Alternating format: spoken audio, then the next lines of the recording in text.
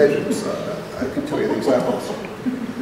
So there's the terror experts, and that's a problem. Then there are these think tanks. We published a report on this a couple of years or so ago. Victoria chaired a meeting where we launched it in the House of Commons. There are think tanks who encourage the idea that there is not a difficulty with terrorism, or at least the difficulty is not only terrorism, the difficulty is not just Muslim fundamentalist terrorists, but all Muslims.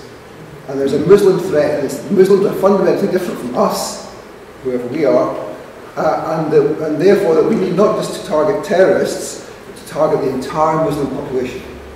And we need to treat Muslims like the communists were treated in the Cold War. That's not my way of expressing it, that's their way of expressing it. They think that we should have a campaign of political warfare against Muslims in the same way as we did against the Soviet Union in the 1970s and 80s. And I think that's an open expression of how this problem should be dealt with by many of the think tanks which are funded by rich individuals and trusts and foundations in London.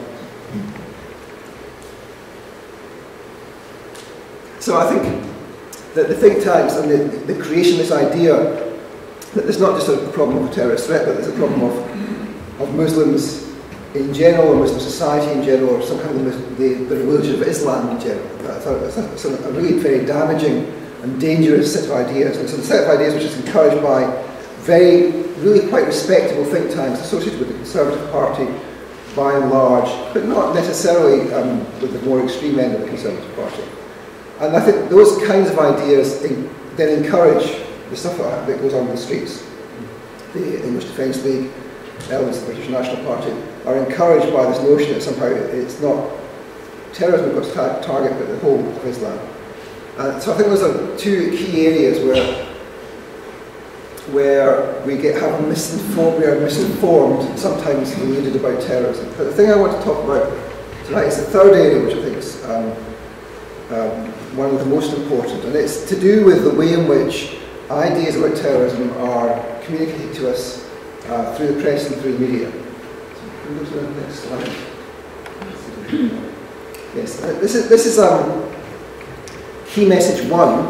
This comes from a document released to us under the Freedom of Information Act, and it's from the Research, Information and Communication Unit based in the Home Office, which is essentially an intelligence agency, but an intelligence PR agency inside the Home Office, which works also with the Cabinet Office and the MOD. And this is a document from them describing their key messages in their, I suppose what they call it is a strategic communication campaign. And key message one has two elements. One is a positive element.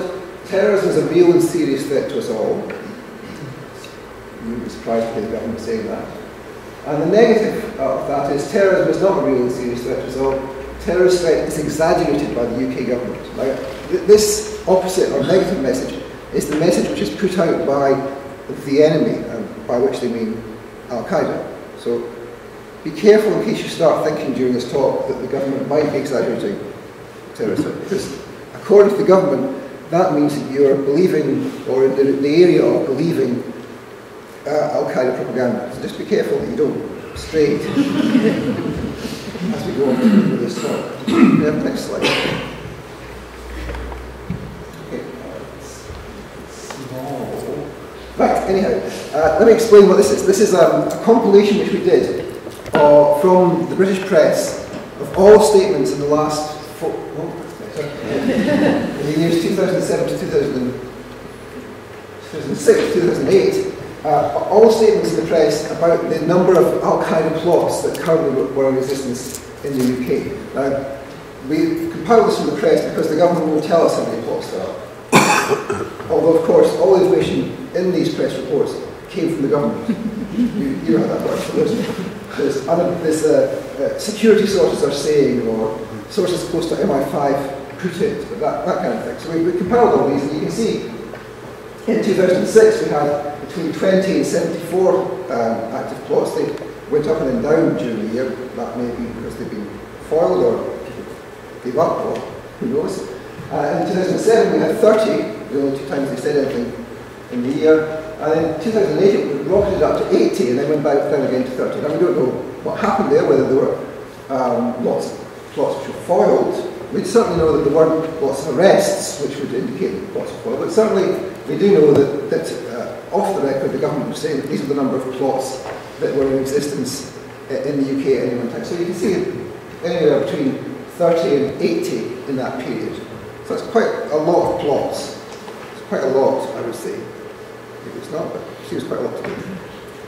Next slide.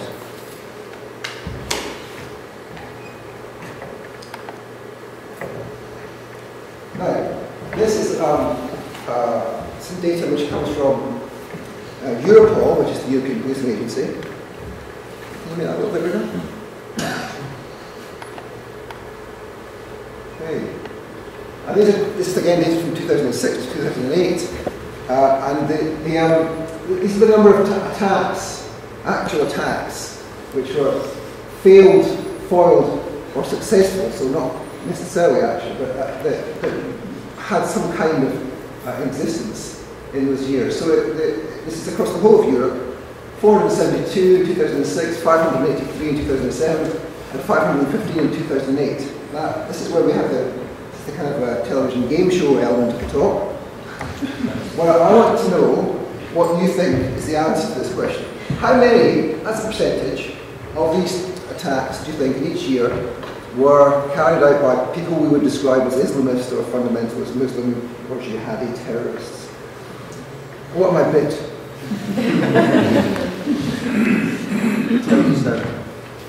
10%. 10%. 1%. 1%? No. What? 90%. Am I bidding anything else? 0.5.